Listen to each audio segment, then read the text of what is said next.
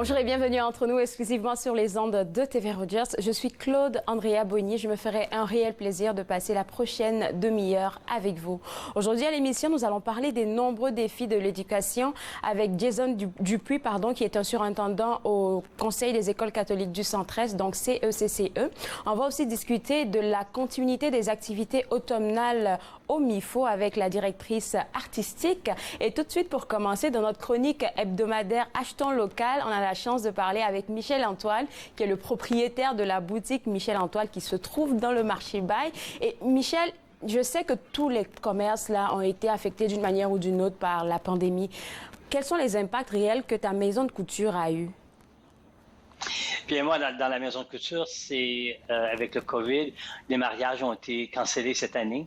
Donc, j'avais 2 super gros mariages à faire. Un dont est l'international, et puis ça a été cancellé, bien entendu. Je viens tout juste aussi d'apprendre la semaine dernière que j'ai 2 contrats d'automne qui ont été suspendus jusqu'à l'automne prochain. Donc, c'est énorme en fait de pertes financières aussi.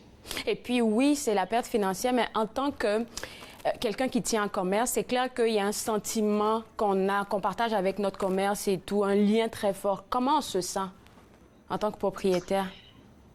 C'est assez drôle, je peux vous dire comment est-ce que je me sens, parce que j'étais un peu partout là-dedans. C'est juste qu'il faut penser, j'aime encore mon entreprise, j'aime encore le commerce, j'aime encore mon domaine, mais c'est qu'il faut juste se réinventer un peu, considérant la pandémie qu'on a, comment est-ce qu'on travaille, qu'est-ce qu'on fait de différent et comment passer à travers de cette crise. Comme toutes les familles, doivent passer à travers la crise, c'est la même façon avec une entreprise. On doit passer à travers la crise et comment est-ce qu'on y fait? On baisse les bras et on laisse tout aller ou on se lève les manches puis on se bat un peu là-dessus? Et tu as dit tout à l'heure... Tu as dit tout à l'heure qu'il fallait se réinventer. Pour quelqu'un qui est dans le domaine de la couture, comment il fait ça? Il faut trouver d'autres venues à faire. Comme, je veux dire, présentement, on fabrique des masques. Ça, c'est une des choses qu'on peut faire.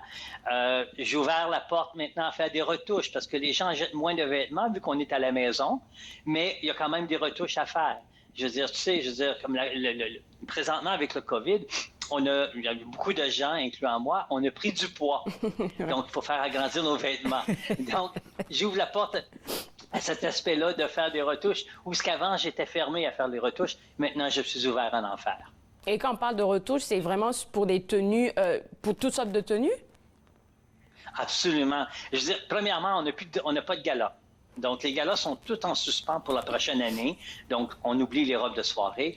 Les tailleurs, j'en ai à faire, oui. J'ai des clientes encore qui veulent avoir des vêtements de jour, mais c'est minime. Donc, il faut agrandir les pantalons, les jupes, les blouses, réparer des chandails. Donc, c'est ce qu'on fait. Et pour les tailleurs que tu proposes encore en ce moment-là, parce que tu l'as dit, il faut trouver des manières de se réinventer, il ne faut pas baisser les bras. Fait que tu continues quelque part de faire qu'est-ce que tu aimes, c'est-à-dire la couture. T'en fais pour les hommes, pour les femmes ou c'est seulement pour les femmes? 95% de mon commerce est basé sur la femme. Donc, j'ai 5% un peu sur l'homme. Le principe de l'homme que je dis tout le temps, c'est que si vous voulez quelque chose à faire, messieurs, c'est que soyez original. Sinon, je veux dire, aller l'acheter au magasin, parfois, ça va vous revenir moins cher que de vous le faire. Et parce que, au point de vue à moins d'avoir des problèmes d'essayage ou de fit au magasin, c'est là qu'ils viennent nous voir ou quelque chose de très spécifique. Donc, mais pour l'homme, j'aime que ça soit très créatif et très différent. Et puis c'est pour ça qu'on a un expert en couture, on va le voir, on lui dit, on a envie de quelque chose et puis lui nous donne des idées, des affaires de même. C'est pour ça qu'il faut aller voir quelqu'un qui tient une maison de couture. Qu'est-ce que tu portes, c'est toi qui le fais? Oui, pour être honnête, non. Aujourd'hui, non, c'est pas moi. Ça vient de la boutique L'Hexagone, qui est juste en face de chez moi, bien entendu, avec qui j'ai une très belle relation d'affaires. Et non, ça vient de sa boutique, cette chemise-là. Donc, cette semaine aussi, je suis en vacances, donc je suis à la maison plus décontracté. C'est ça, il faut prendre une pause aussi pour se dire, pour vraiment réfléchir à comment on veut se réinventer, à comment on veut aller de l'avant, parce que ça se prend pas comme décision sur le coup comme ça, là. Je pense pas.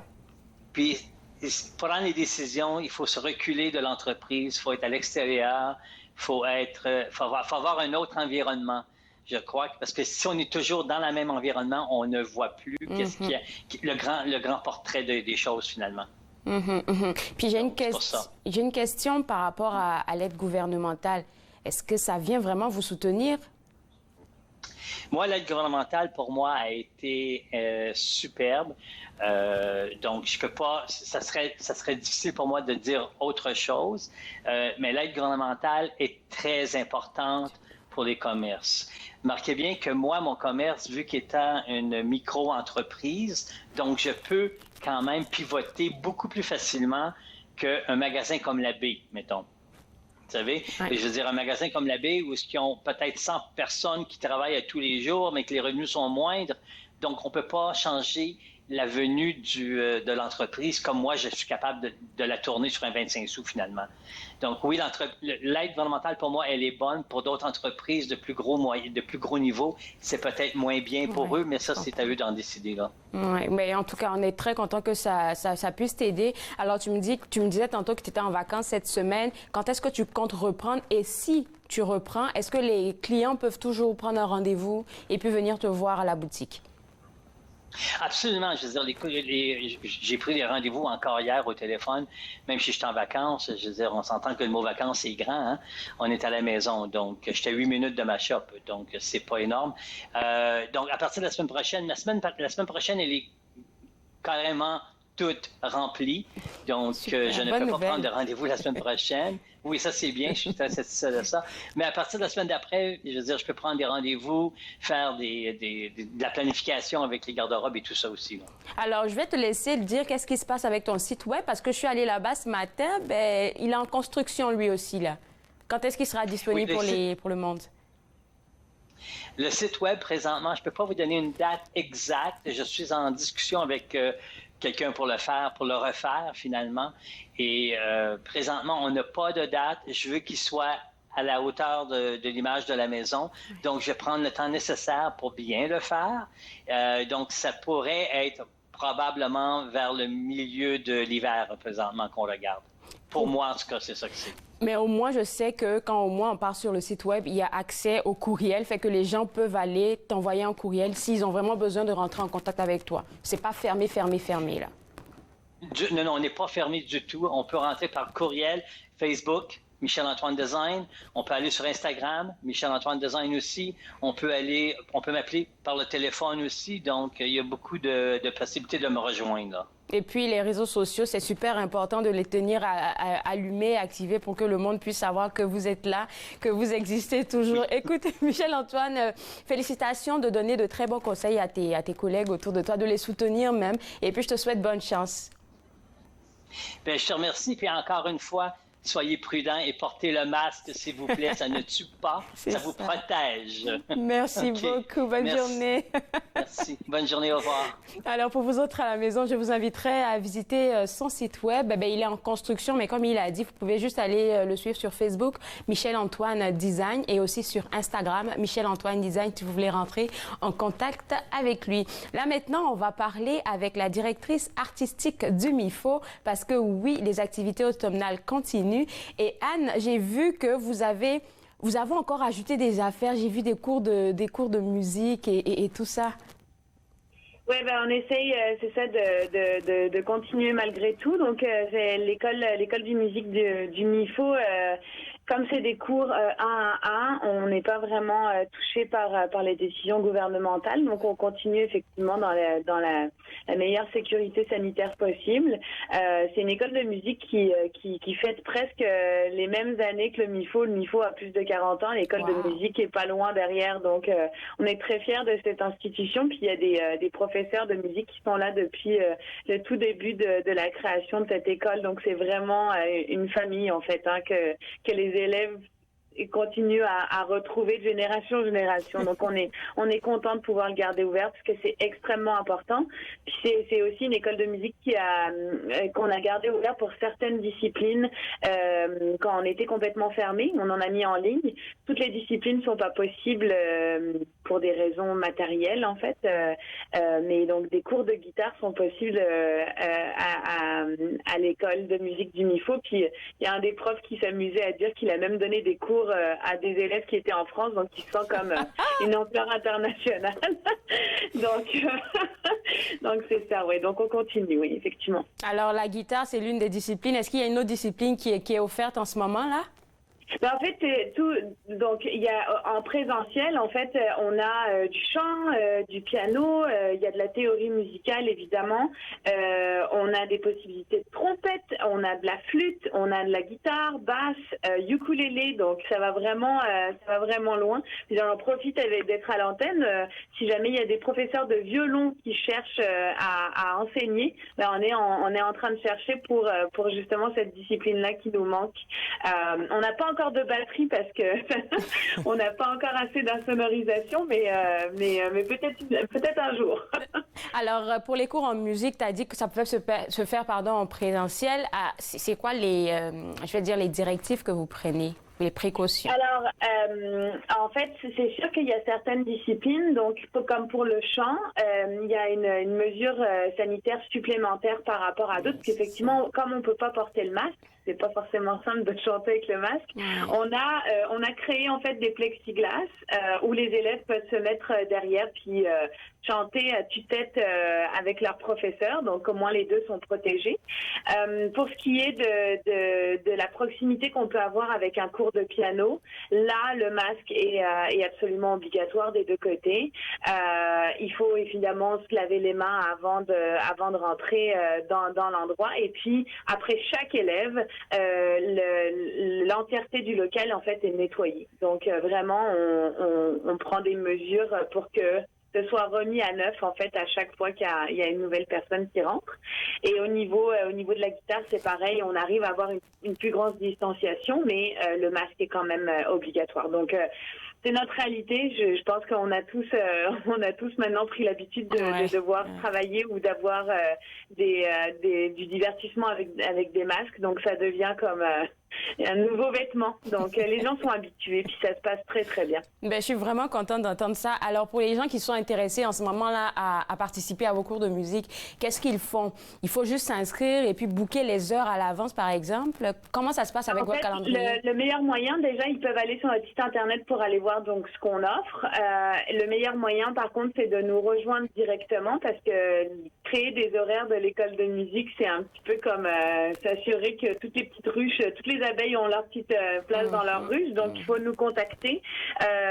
Plusieurs moyens, soit par musique@mifo.ca, qui est directement à l'école de musique. Mais en fait, la Bible, c'est le site internet. Donc, si vous êtes intéressé, vous allez sur mifo.ca, puis vous allez avoir à la fois comment nous rejoindre, comment s'inscrire, et puis aussi quelles sont les procédures, etc., quelles sont les règles, quelles sont un peu tout, quoi. Même les descriptions des professeurs, pour que vous voyez avec qui vous allez pouvoir potentiellement avoir des cours. Alors, pour les gens qui sont intéressés, mifo.ca. On va parler d'une autre affaire qui se passe, mais je pense qu'il a commencé même chez vous. C'est l'exposition de... C'est Maggie ou Magie? C'est Magie, c'est Gisèle Dallaire, qui, c'est ça, son nom d'artiste, c'est Magie. Donc, elle expose en ce moment à la galerie Eugène Raffael. Donc, le MIFO est ouvert pour la galerie. Les gens peuvent absolument venir le découvrir. Et en fait, Magie, elle a appelé son exposition Construction des constructions, parce qu'en fait, elle s'inspire à chaque fois de matières. En fait, donc, par exemple, vous allez pouvoir découvrir, elle avait des vieux jeans de son mari, puis là, elle s'est dit, mais qu'est-ce que je peux faire avec ça? Je veux pas les jeter, je veux pas, etc. Puis en fait, au lieu de tout simplement les jeter ou d'en faire des petits chiffons, elle en crée une œuvre avec de la texture, justement, avec la peinture, puis la matière du jean qui est là. Elle a une toile, par exemple, où il y avait un trou à l'intérieur de la toile. au lieu de jeter encore une fois cette toile qui servira à rien, en fait, ça l'a inspiré à avoir des racines de baobab. Donc, elle a comme peint un baobab avec donc du cordage qui sort de cette toile. Bref, c'est à la fois de la peinture, à la fois de la matière, à la fois de la texture un peu qui sont mélangées dans ces œuvres. Puis c'est vraiment éclectique. Il n'y a pas une seule œuvre qui se ressemble, quoi. Donc c'est le fun à bien découvrir. Si tu me l'avais pas expliqué de quoi elle s'inspirait, c'est clair que j'allais te demander parce que je regardais les autres, je dis mais qu'est-ce qu'elle veut passer comme message? Et l'image qui m'a plu le plus, c'est en tout cas c'est un visage, je pense, avec de belles lèvres roses et puis des boucles. Là je savais que c'était un visage qu'on représentait, mais pour le reste, j'étais un peu. Il y a beaucoup d'abstraits, effectivement. Il y a beaucoup de choses où elle se laisse. Il y a des fois où c'est très comme le baobab par exemple, c'est très illustré. On voit très clairement que c'est un arbre. Mais il y en a d'autres où c'est juste très abstrait, puis texture, puis c'est vraiment le fun de découvrir la toile de loin et de se rapprocher, parce qu'il y a des fois on peut voir qu'elle a utilisé par exemple la peinture qui craquelle, elle a utilisé des textures de peinture qui ont comme un relief en fait. Donc non, c'est vraiment le fun à découvrir. Donc on vous invite à venir le voir. En tout cas, on les invite à venir le voir. Et puis, s'il veut savoir c'est quoi les ouvertures de la galerie, www.mifo.ca. La dernière question que j'ai envie de te poser, c'est par rapport aux concerts. Parce que moi, je pense que c'est mon kiff, là, les concerts. Vous avez une très belle programmation avec de beaux artistes. Est-ce que ça continue ou il y a un stop en ce moment? En fait, ce qui se passe, c'est que c'est ça, on est dans cette situation-là, un petit peu les diffuseurs, à savoir qu'on a essayé donc de lancer une programmation en présentiel. On avait annoncé en fait, j'étais même venue à l'antenne pour annoncer les spectacles qui s'en venaient. Et c'était pas forcément des concerts parce qu'on était encore en train de travailler là-dessus, parce que justement il y a une barrière supplémentaire qu'il faut avoir entre l'artiste et le public. Et on avait aussi un festival de cinéma qu'on allait sortir vendredi, mais évidemment avec les annonces gouvernementales, c'est pas possible. Ça veut pas dire que on fait tomber les bras puis on abandonne tout. C'est la réalité, c'est notre réalité maintenant. Donc on reporte, on sait pas quand. Que ça, cette fois-ci, par contre, quelque chose qu'on a appris, c'est de ne pas reprendre une date parce qu'effectivement, on n'en sait rien. Peut-être que dans un mois, on va être peut-être pas sur des terrasses, qu'on est quand même au Canada, on s'entend que voilà, en buvant une bière avec des artistes, mais peut-être que ça va être pas avant janvier, pas avant mars, pas avant juin. Donc, pour l'instant, on est conscient de ça et donc on reporte en se disant, ok, cette fois-ci, on va juste attendre. Les gens qui souhaiteraient se faire rembourser les billets, qui auraient déjà acheté, évidemment, on accepte. Ceux qui veulent être comme nous du côté du verre à moitié plein, on conserve son billet, puis quand on va pouvoir ressortir les spectacles, ils pourront l'utiliser. Puis là, on est en train aussi de travailler sur des concepts en ligne parce que même si c'est pas forcément le mandat du MIFO d'être sur des choses qui se passent en ligne, c'est la réalité du moment. Donc pour être présent pour notre communauté, on essaye vraiment de prendre le temps de trouver un concept en fait qui va pouvoir être un petit peu plus interactif que seulement des spectacles qu'on va regarder. Aucune critique là-dedans, mais on aime ça avoir un lien avec notre communauté.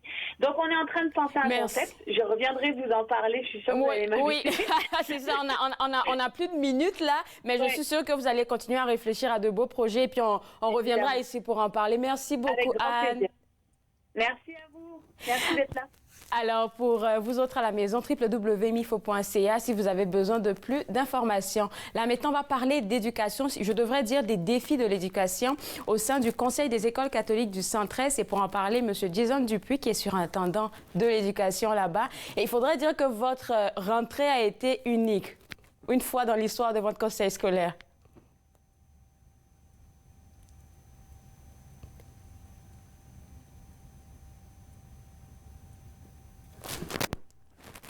Est-ce que vous m'entendez, Jason? Je pense qu'il y a un léger problème de connexion parce que je n'arrive pas à l'entendre. Mais sinon, moi, j'aimerais bien revenir sur ce dont je viens de parler avec Anne. Toute la programmation est disponible au www.mifo.ca. Et quelque chose de très important qu'elle vient de mentionner, c'est par rapport au remboursement de vos billets. Si vous avez pris des billets pour suivre les concerts qui avaient été annoncés depuis septembre, vous avez la possibilité de vous faire rembourser. Vous avez juste à aller au site web, à contacter le numéro qui est sur le site web et puis à demander votre remboursement. remboursement. Puis comme elle a dit, si vous voulez aussi encourager le MIFO ou même garder votre billet, on vous encourage à le garder. En tout cas, laissez savoir aux gens du MIFO qu'est-ce que vous décidez. Je ne sais pas si Jason est avec moi. Oui, bonjour, est-ce que vous m'entendez? Oui, super bien. Alors, je disais que pour une fois, là, il y a eu une rentrée vraiment pas commune, là. Bien, chaque rentrée scolaire, peu importe le niveau, le poste que tu entretiens, il y a une certaine fébrilité. Et certainement, cette année en Ontario, la rentrée scolaire a été différente des autres. Évidemment, on était très, très contents de revoir nos élèves, mais le contexte et les contraintes qui sont en place est venu un peu chambarder certains de nos plans.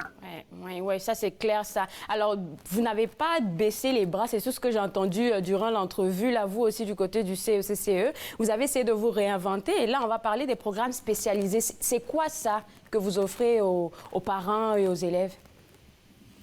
Tout à fait. Donc, vous avez utilisé le bon mot. On a dû se réinventer.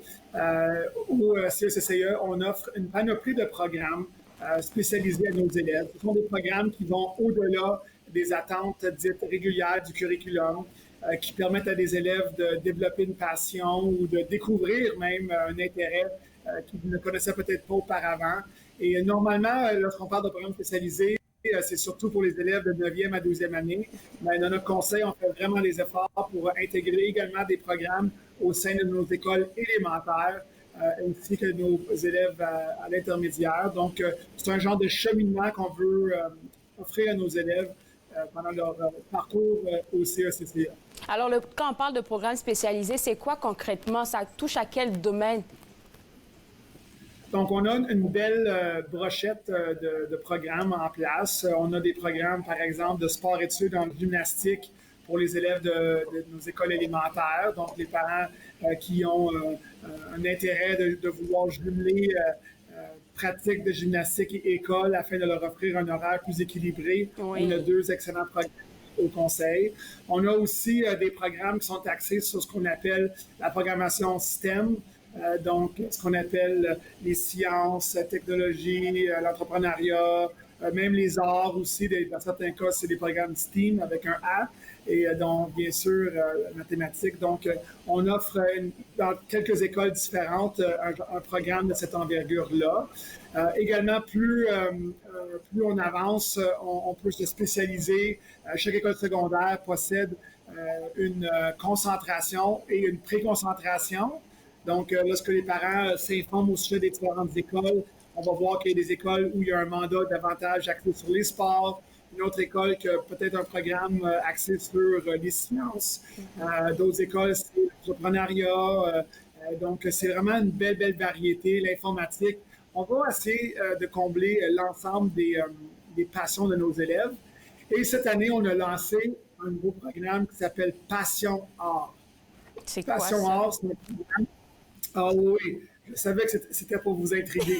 Donc, cette nouvelle programmation, c'est un tout nouveau programme qui va voir une effervescence dans 3 écoles secondaires et dans 5 ou 6 écoles élémentaires aussi.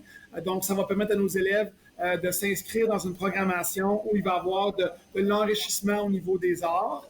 Et dans la vision qu'on a mis en place, il va y avoir des écoles nourricières partout sur le territoire du Conseil qui pourront vivre le programme Passion Art. Cette année, ça a été lancé dans les écoles nourricières de Béatrice-des-Loges, étant donné que Béatrice-des-Loges est une école secondaire qui a un programme artistique. Et aussi, on a mis en place la programmation à l'école au cœur d'Ottawa. Donc, c'est une nouvelle approche et justement, on a un logo, on a une façon de voir les choses. Donc, le programme Passion Art, vous allez en entendre parler beaucoup dans les semaines et mois à venir. J'ai hâte d'avoir quelqu'un ici pour en parler parce que vos affaires sont tellement extraordinaires. Là, j'ai envie même de retourner souvent sur les bancs. Alors là, j'aimerais savoir s'il y a eu... On a de la place, on a de la place. J'aimerais savoir s'il y a une différence entre vos programmes spécialisés et l'académie virtuelle.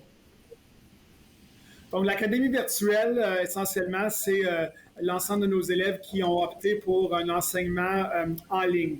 Le gouvernement avait demandé au conseil scolaire d'offrir aux parents une académie en ligne. Donc, les élèves sont à la maison et ils sont en contact en mode ce qu'on appelle synchrone, donc en direct avec l'enseignant, l'enseignante et les élèves de la classe. Donc, évidemment, l'ensemble des programmes spécialisés, par exemple le BINI qu'on a dans quelques écoles, n'est pas toujours offert à travers l'Académie apprentissage virtuel, mais ce serait important que si les parents cherchaient un certain programme, qui s'informent à l'avance s'il est disponible aussi à travers l'Académie. Donc, il y a des contraintes qui existent, évidemment, mais on veut essayer d'accommoder les élèves. Et puis, notre vision de programme spécialisé, ce n'est pas juste pour une année, là, ça va être appelé à grandir au fil des années. Donc, les élèves, peut-être pas cette année, pourront adhérer à un programme l'an prochain. En tout cas, au Conseil des écoles catholiques du Centre 13, vraiment tout est mis pour l'épanouissement de l'élève, de l'étudiant, même en temps de pandémie. Mais j'aimerais poser la question qui concerne les enseignants. Comment vos enseignants se sentent vis-à-vis de tout ce qui se passe?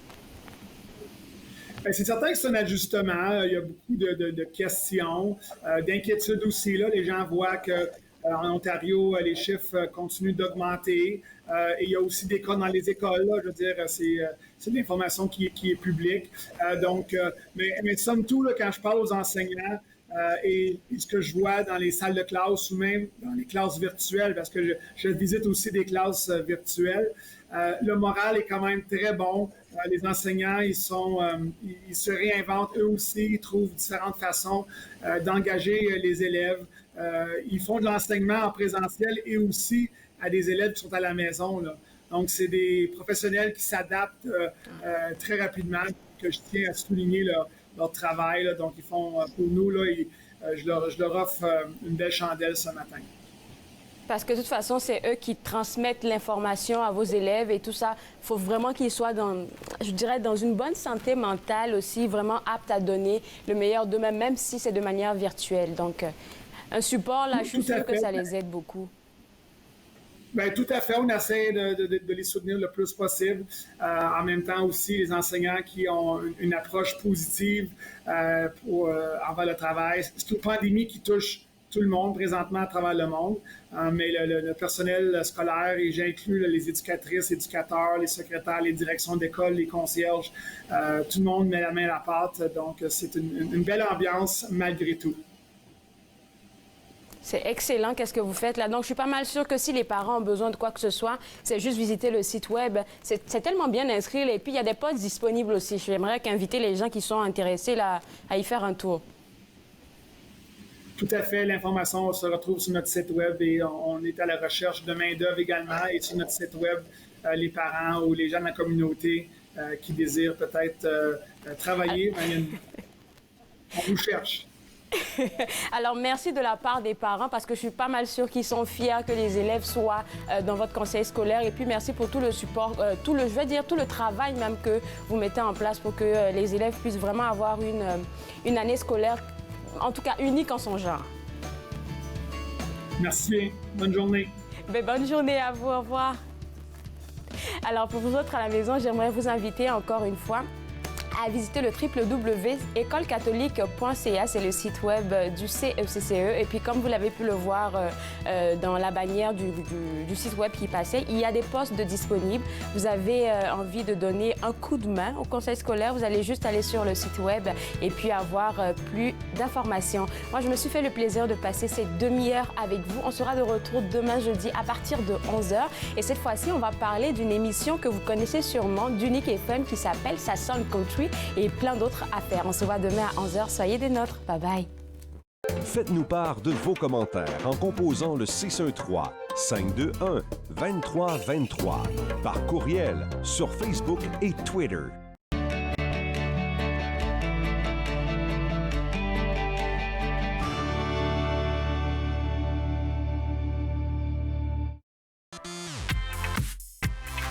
À la prochaine émission de Suivez-moi, on découvre les plateformes sociales de l'auteur franco-ontarien Pierre-Luc Bélanger. Suivez-moi, jeudi 20h sur TV Rogers.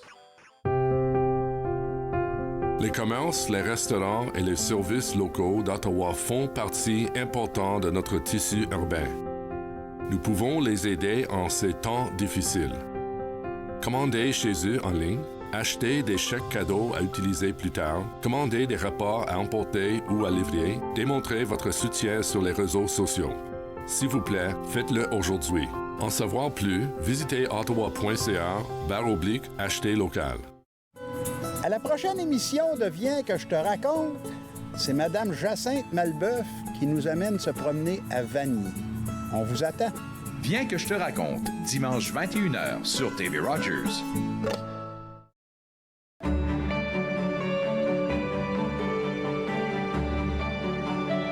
Vous regardez TV Rogers, Ottawa.